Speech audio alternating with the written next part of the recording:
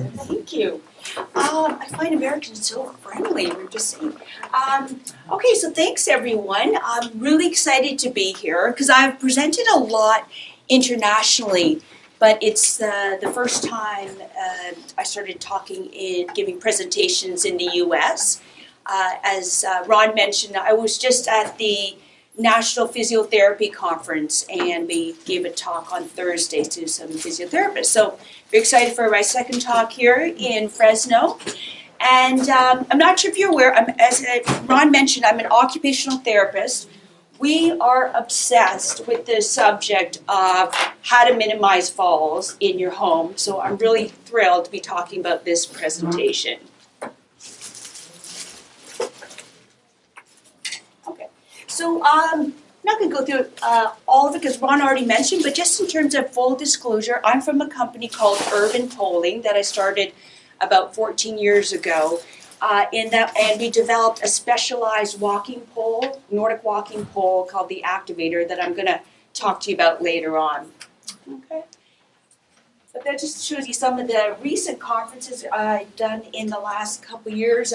Was able to talk at Australia about International 200 Years of Parkinson's Disease, the National Fall Prevention in Canada, and the active one in the UK. Okay, so there's a lot of stats on falls, but I'm not going to spend a lot of time on that because I feel like if you're here, you already realize that it's an important issue. And what I'd rather do is focus the session on just how can we build your confidence through home adaptations and staying active so you can reduce your fear of falling, which is one of the risk factors for falls. And what I'd also like you to do is I'd like to make this a little bit practical. I really want you to think about your own home environment while you're with me. And what we're going to do is I'm going to get you to imagine that you're getting up in the middle of the night to go to the bathroom, because that's an area where a lot of people fall, or an event where a lot of people fall. And what I'm going to do is give you some safety tips and some strategies through that, imagining that event of you getting up in the middle of the night. And finally, I'm just going to talk to you about some ideas on staying active and, of course, having fun, because the more fun you are having with being active, the more likely that you're going to continue on with doing it. Okay, so the World Health Organization defines a fall as an event which results in a person coming to rest inadvertently on the ground or floor or lower level. It doesn't count if you've had a stroke or a heart attack or being hit by an external force or being knocked over.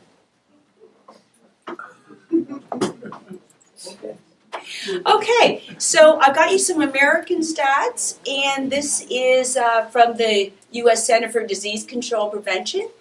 1 in 4 Americans age 65 plus falls every year. Falls are the leading cause of fatal injury and most common cause of non-fatal traumatic-related hospital admissions. Falls result in more than 2.8 million injuries. In 2005, the total cost of fall injuries was 50 billion, sorry. I'm just saying, am I speaking loud enough too, or do you guys want me to go louder? Okay, sorry about that. Okay. So one statistics I thought was really interesting is this last one, 2.5 times the injuries caused by car accidents.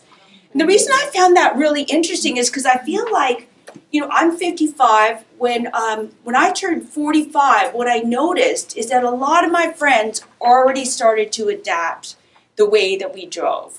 Now we carpool more. We don't drive as much in the evening. I just got these new glasses last week because I noticed I couldn't drive I couldn't see as well when I was driving. I got my husband to fix the headlights, and so it was just more. It was brighter. And the reason why I'm just giving these examples is because what I've noticed as an occupational therapist is that I'll go into people's homes and I'll say to them, you know what?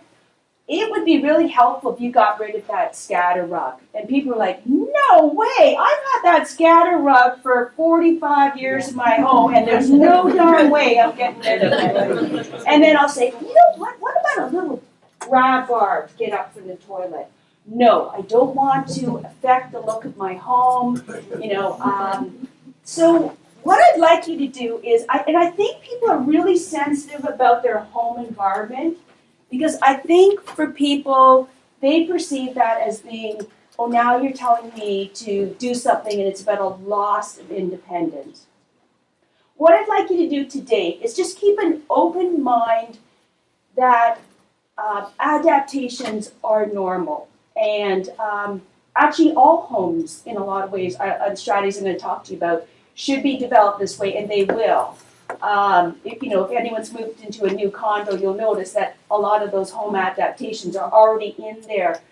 And see it more as these are changes that I'm going to make that are actually going to allow me to feel safer, to be more independent, to stay in my home, rather than the changes having more of a negative connotation. So if you don't mind just having kind of an open mind about that, that would be great.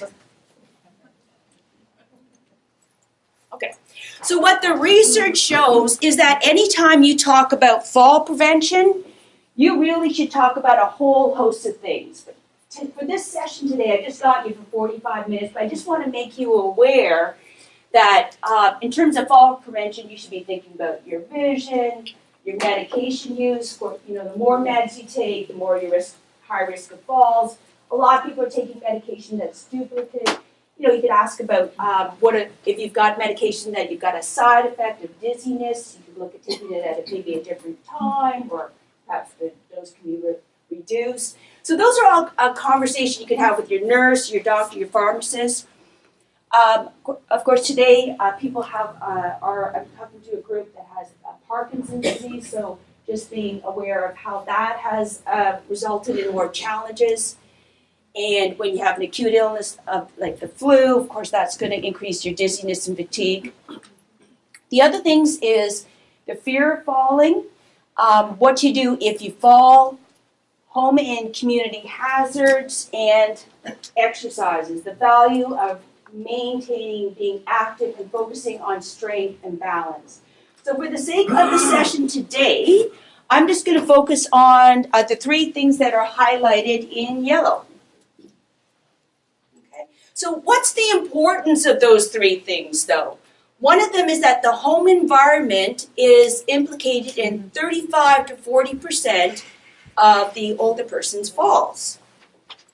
Okay.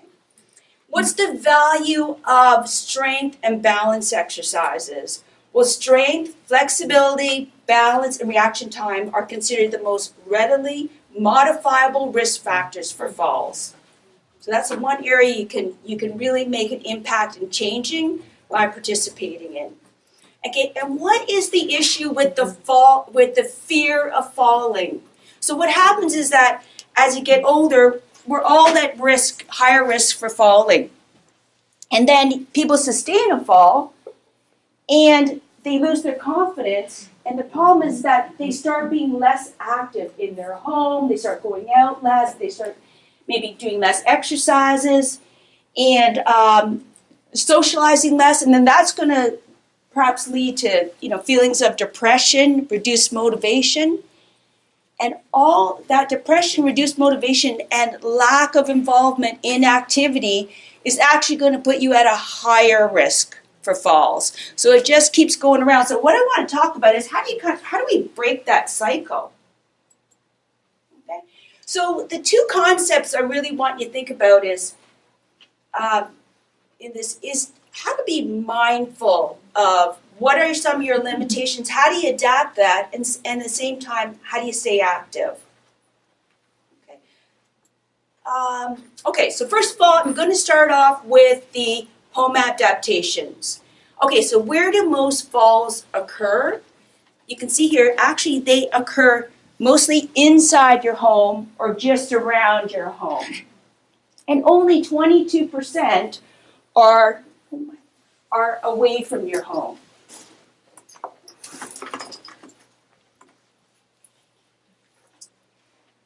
And where do people fall? So this is just one of the studies that they said that the biggest problem area were your steps to get into your house, the stairs to the second floor, and unsafe bathrooms. Okay. And then I found another one where it is to do with homes that are condos without stairs. And that just goes to show you where the highest rate of injury happens in which rooms. So what I'd like to do is have you imagine yourself getting up in the middle of the night to go to the bathroom. Okay? How many people here have fallen getting up in the middle of the night to go to the bathroom or had a near fall? Is anyone here? Any people? Okay. Very good. Okay. Okay. And do people mind saying, when they look back on that, can they think of anyone willing to say, what caused that fall? I hadn't switched the lights on. You hadn't switched the lights on. Okay. And I thought it was fine.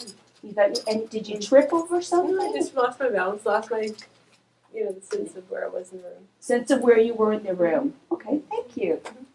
Okay, how about other people? Anyone? I fell asleep on my couch and didn't realize when I woke up that I was in my couch, so I thought I was Okay, okay. Yeah, so just Absolutely. So you thought you were back in your bedroom, but you were actually in your living room. Yeah.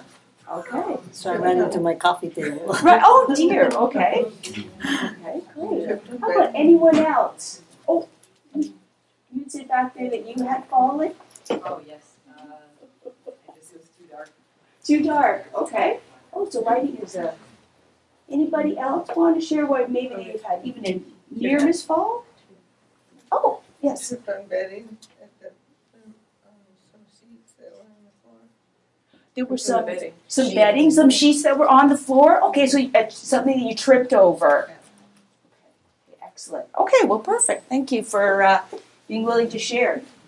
Okay, so before we get started, though, what I want you to do is, if you have a piece of paper, can you just draw? I want you to imagine your own bedroom. Okay, if you don't have a piece of paper, maybe just close your eyes and go along with me in terms of imagining the scenario. Okay, so what I'd like you to do is, if you got a piece of paper, you could just draw where your bed is, draw where your bathroom is, okay, the distance that you have to go. So just imagine the location of where your bed is, and it's dark. What would be kind of your route that you would use to get to your bathroom? What does your bathroom look like? Where's the toilet? Is there a grab bar? Do you hang onto the counter? So I'm just going to have you spend just a minute either just drawing your room or just imagining that scenario. Okay?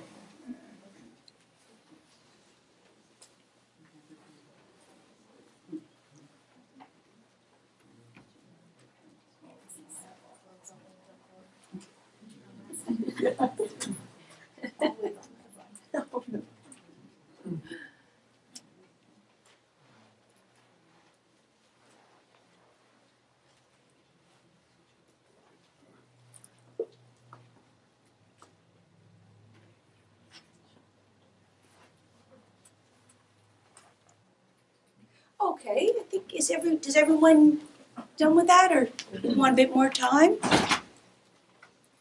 Okay.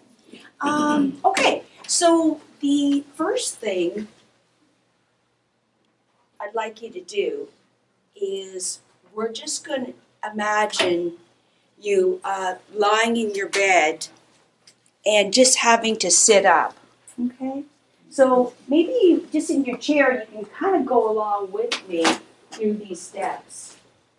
And actually, Lisa, do you mind just... Lisa is a physiotherapist from PD Connect, and I'm just going to get her to come up here and just talk to us about how to stand up from your bed, a side of your bed, and for you, your chair. So if you can kind of go along with us, and we're just going to have you stand up. And Lisa, do you want to just go through? A chair? Yeah. Yeah. Okay, so we're just gonna have you imagine going from sitting to standing in your bedroom. And Lisa's a physio, so we'll just have her explain what would be the safest way for you to get up from sitting to standing. Yeah, so let's say I'm now sitting at the edge on my bed and probably sitting like this. Still have to sleep. Still have to sleep, right? And it's dark, so figuring out some lighting situation would be good if you are able to turn on the light or have some night lights on or something. But what you want to do when you get up is take your time, first of all. I know that that's not all, you're trying to get to the bathroom because you need to go to the bathroom, but it's better to be safe than not safe. So we want to sit up at the edge of the bed, and it's a little bit tricky because, the bed is soft. See if you can scoot yourself over to the edge of your chair if you're doing this with us now. So you want to be at the edge of your chair just like you would be on the edge of your bed with your feet on the floor, nicely planted on the floor. And then you want your feet to be underneath you. So a lot of times your feet are too forward and then people are trying to get up like this. How many times have you tried that? Right? So feet underneath you, and then with your hands you can push off the bed, or you can push off your knees, or if you have like a headboard or something like that, you can hang on to that. And you're going to push off, lean forward, so your nose over your toes is what they say sometimes. So you're leaning forward, and then you're going to come straight up. You want to stand straight up first before you try to do anything like run to the bathroom. Because if you don't stand straight up, then you'll do this, and you're halfway. Yes, that. So we're edging to the edge. We're safely got our feet on the floor, hands on the bed or on the bed rail or whatever you have. If you don't, hands on your legs, leaning forward, nose over your toes, standing straight up first. Oh, I'm a little dizzy. Let's give it a second to come together, and then I can walk. Perfect. Thank you. Thank you. Excellent. Do you mind, if people who can we just practice that once? And that is just doing exactly what Lisa says, coming to the edge, putting your feet a little bit wide apart. Remember, leaning forward. And like Lisa said, give your body a few minutes to just kind of climatize and get ready. And then just standing up. So if you don't mind just trying that, just so that you can, as Lisa said, put your nose forward and stand up. Perfect. Don't your feet have to be back? They can't Yes. be out. Yes, these have to be, your feet, thank you for saying that again. Your feet have to be back, right? Have your feet back wide apart and lean forward like Lisa said, and then come on up. Okay? I think the key thing, a couple key things that Lisa mentioned I think are perfect.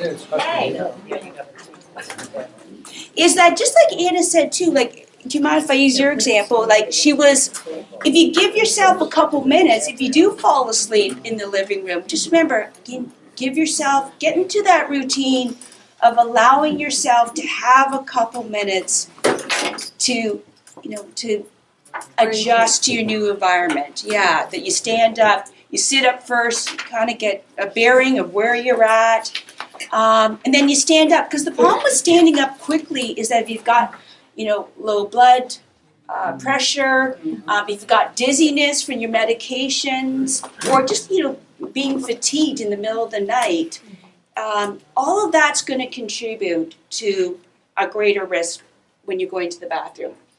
And then just what Lisa said too, just stand as well. And it can either be, you might even be able to get into the habit of just saying to yourself, I'm going to count to 20. Or 10 if you're in a real hurry, or just until your dizziness or you just get your bearings. So that's one thing, is just remember that like slow and steady wins the race, and then you can walk off. This lady here has got a side grab bar, those are great. They're temporary. You just slide them under your mattress, and they're excellent in terms of just giving you giving you support without being a permanent item. Question. Yes. I met someone that told me she had a bar that comes down from her ceiling. It's real handy for her. But That's an excellent idea too. So I'm just gonna meet. So it's Penny. Penny was just saying too. There is. Do you know those pole dancing bars that the ladies? I'm sure you guys seen it before. They use those. That's another great idea. 'Cause again, it's temporary. So if you don't want to change your home, you get one of those bars in. And I remember I was looking at Veterans Affairs, and I introduced it to this older fellow. He said, "You're taking in a pole dancing bar to my bedroom? What kind of therapist are you?" Thanks, Penny. It's a great idea. Okay. What is the problem with slippers? And actually, this gerontologist was in Australia, and she said, they're called slippers for a reason. And actually, it was in the UK, and this therapist showed me a study that she did that actually showed that if you buy a pair of your outdoor shoes and just use them inside, you'll have less incidents of falls compared to using slippers that were designed for inside. And so if you've got a really comfortable pair of supportive, I live in these walking shoes, I think that's a great idea. Just buy an extra pair that you use inside. Because how many people here have tripped with slippers? Anyone here? Okay. So yeah, that's it. And you know what? They're so comfortable, and you get the slip-ons, and that can be another way in terms of reducing. Okay, so here's the old scatter rugs that the therapists we just can't quit talking about. So actually, I just want to go back to lighting because a few of you mentioned about light. So putting a bedside light on, just taking the time again to put the light on, just to recognize that you need to go to the bathroom in the middle of the night. How are you going to accommodate to that? And the other thing that's really helpful too is, what I want you to do is just imagine your route right now from your bed to your bathroom. Is there any obstacles in the way? Like cords? Could you move that? Like the other day, I left the suitcase out on my floor, and my husband tripped over it in the middle of the night when he went to the bathroom. So, it really helps to think, just before you go to bed, just clear a room. You don't have to clean up your whole room, but just make sure there's a clear pathway to your bathroom, because I guarantee in the middle of the night, you're not going to remember about a cord or a rug that is there. I have a hard time sleeping if there's a light on. So I just didn't notice, I've got to go get one yet, that motion light. So if someone gets up and goes past it, it lights up. And so it goes off again. Yeah, that's a great idea. Patty, did everyone hear that? Patty's recommending a motion light so that it's not on all the time, but just goes on when someone's there. Yeah, that's a perfect idea. Okay.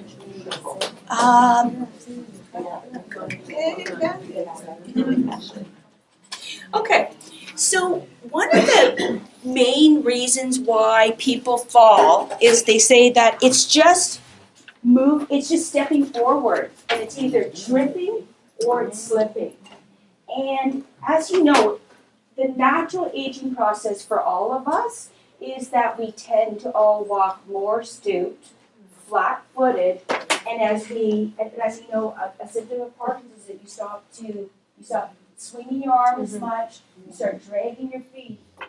And it's really interesting. I went and I did a semester, and I was talking to them about the value of just, looking at the way that you walk. And if walking is the main thing that you do for exercise, one of the things I would really urge you to do is really be mindful of the way that you walk. Because when you walk, force your hand to swing out a little bit further. Force yourself to, if you can, come up just even a little bit more. I know it's hard to just stand completely straight. And one thing is try to lift up your knees, because the biggest risk factor that we find is that your feet hit that scatter rug, or you go from your floor to your rug, linoleum to your rug, and your feet clip on there, or in the sidewalk. So one of the really easy ways that you can prevent falls is actually just lifting up your feet. And what I'm going to get you to do is, if you can stand up or you can hang onto the back of your chair, we're just going to practice together walking in a more functional way. So if you don't mind standing up, and if you don't mind, we're going to listen to some, we're going to listen to Elvis. And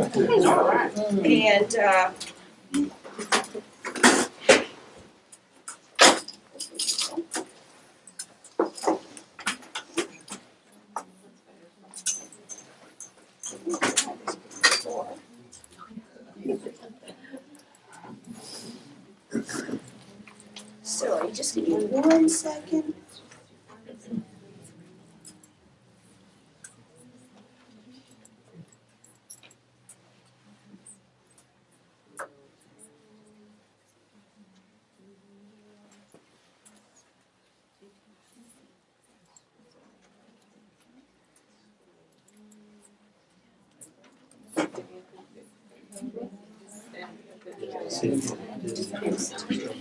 Yeah, we should have taken our 20 seconds. Okay. Sorry, I cannot get the music for you. That's okay, we counted out our 20 seconds. Yeah, you can. Okay, great. Okay, so if you just even at your chair, can you just practice walking with me? And that's it. HIJKLMNOPQRSTUVWXYZ. Now I know my ABCs. Next time, won't you sing with me? Excellent. Thank you. Thank you. How to adapt. I love it. Thank you. Oh, okay. So I'll let you guys sit back down. And so it's really interesting, because I just mentioned, I had a group that I was teaching with, and there was one guy, and he was walking like this. And then I was talking to him about the importance of just standing upright and moving your arms and lifting your feet. And he said to me, "Oh, do you mean walk like this?" And I said, "Yes, that's it." And he said, if I'm not thinking about it, he said, this is how I walk. Right. He said, but if I think about it, he said, I can walk. I mean, I know that's not always possible. What I'm saying is, if you try to walk mindfully when you are walking, and just make an effort, even if it's even a slightly more movement, you keep going. And then try to do, and you know what? When I first tell people to, they're like, this does not feel normal. It won't feel normal. It'll feel like you're kind of over-exaggerating it. That's okay. And eventually what you can do is just increase the time that you do that more and more each day. And then eventually what will happen is, when you get up in the middle of the night, you're just going to naturally think about, oh yeah, lift up my feet. Swing my arms a little bit on the way to the bathroom. Okay? Okay, so your stairs inside and out. So if you could imagine your steps, if you have to go stairs, let's say to go to the bathroom, just try to imagine your steps right now. What would be the ways that you could make the stairs in your home right now safer? Put a bathroom downstairs. Yes! Thank you. That is one of the strategies.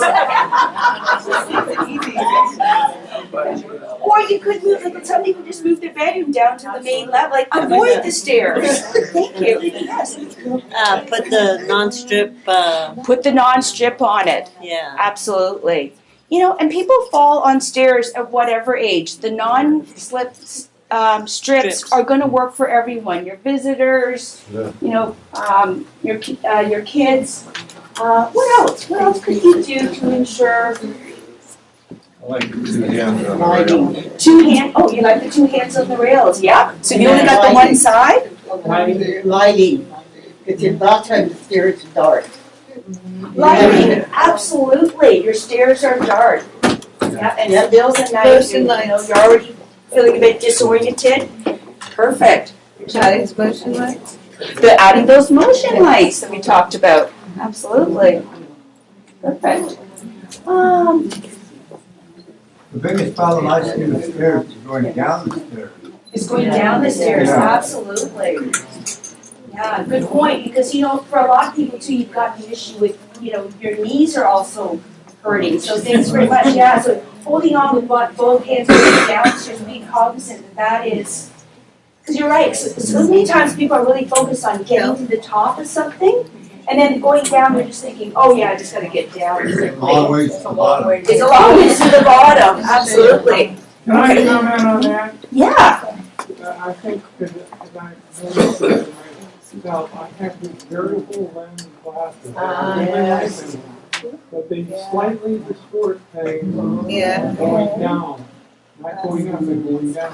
right, And I've since talked to a few people about how common that is. right. Oh, thank you, that's a great tip.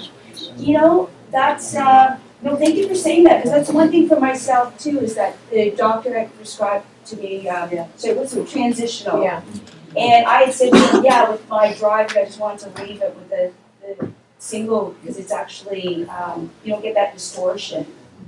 So sometimes what people do is they'll have a different, she said you could use a different pair of glasses too, like you can use your transitionals maybe during the day, but at nighttime or for whatever reasons, you know, you need that depth perception, have a different pair. But thank you, just even, you know, being aware of that, so using the rail, so you're aware, oh, my depth perception might be a bit off.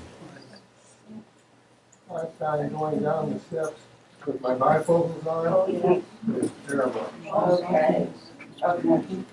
So I don't, I put my bifocals. You try to not wear your bifocals if you're gonna go down the stairs. Okay, yeah, that's a great tip. Okay, so, My daughter. okay, so you guys, you know, basically said all of them. Again, be cognizant of the footwear. That's where those slippers really get you too as well, those slippery slippers. And, you know, actually, Penny just mentioned too about the whole idea about moving your bedroom as well. Like you can move your bedroom or add a bathroom. My daughter's worried about it. When we talk about going upstairs is easier than going downstairs. When going downstairs backward. Oh, going backwards. Instead of going down the stairs Face forward. facing forward. Oh, I've never heard of that before. Okay, that's really interesting. I was really sore from the gym one time. I Yeah. walked downstairs backwards because it's hard to go downstairs. Yeah, and you found that was easier. I don't want people to like trip and fall backwards. Yeah, but- right. You know what? Whatever works for you, right? That's what you really should do in the end. Okay. Oh, so there's that dancing pole that we talked about earlier. Yeah. So, yeah, just to reinforce, grab bars should be in every single home. So, like, you know, if people, as I said, it's not going to change the value of your home, which is another thing people worry about. Grab bars are like a mandatory item that they're supposed to be in every home. 3 minutes. 3 minutes, okay. Sounds good. Okay, we're almost to the end. The other option I was going to talk to you about is if you're really not feeling well, if you've got a UTI, and I know you've got that urgency, it's okay to stay in bed. You know, it's okay to, you know, use a urinal or a bedside commode. They've got these commodes now that actually look like chairs. And I know that sometimes we feel badly that we're gonna use that device, but it's okay. And if it means the difference between you not falling or falling, then by all means, I just really want to encourage you to think about utilizing that. If you're not feeling good, if you've got a lot of dizziness. Yes? I just wanted to say, I know we're running out of time, so I wanted to interject this. That you can go to Ferguson's or another plumbing supply place, and you can get toilet paper holders that are grab bars. You can get shower bar that, you know, with the adjustable showers that are grab bars. You can get towel bars that are grab bars. So your home doesn't necessarily have to be full of these industrial-looking bars. Yes, absolutely. Thank you so much. That's I'm just trying to move time, but that, absolutely. If you're worried about how the grab bars work, thank you so much for saying that. Make it your towel rack, and you know, just you can find nicer designs and just make it so that it's less visible. Okay. So the final thing I'm just going to say is the importance of just staying active. Because if you look here, your risk factor for falls, biggest one, muscle weakness, you know, gait defect, balance. And I just want to talk to you very quickly about polling. We've been doing polling in Canada since 2004. It is a fantastic activity because you are using your whole body. And the other thing that I really love about it is you're using your whole body. And it actually promotes the whole idea of you're getting the bilateral support, but see how that bilateral support allows you to lift up your foot and encourages you to have more arm swing. And the other thing about it as well is that it actually pushes you forward, so there's less freezing, there's better coordination, and It's support. and that's something I'll be talking about later this afternoon if you are going into, and just really quickly, here's the lady, you can see very little arm swing. See how much it encourages her arm swing. And one thing I think that's really neat is look how much she's doing more of a heel-toe gait pattern when she comes down here. So you can actually see she's lifting up the top of her toe. So in terms of it being a tool that's fun, but also encourages you to have a more normal gait pattern. The other thing that's really neat about it is every time you press down on the base here, you're also engaging your core muscles. So again, here's another thing we're obsessed about is core strengthening, because that's really the key to your ability to walk and your ability to transfer. Okay?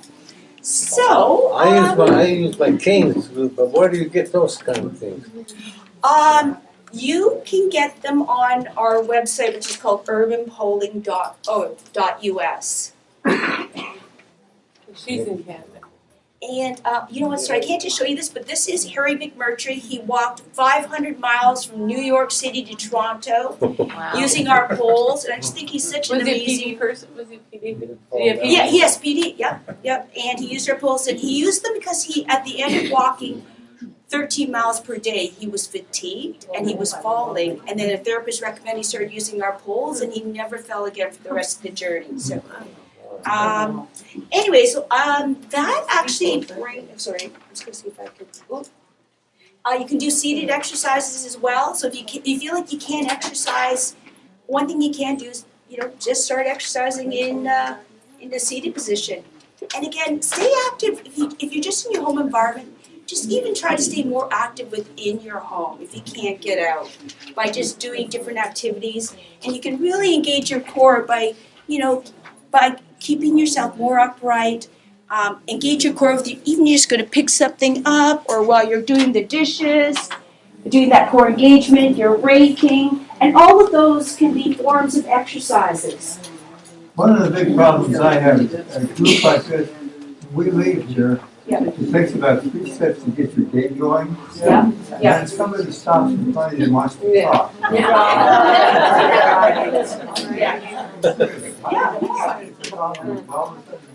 If you're thinking, You gotta start over again. Okay, sorry. That's a great point. So thank you so much, everybody.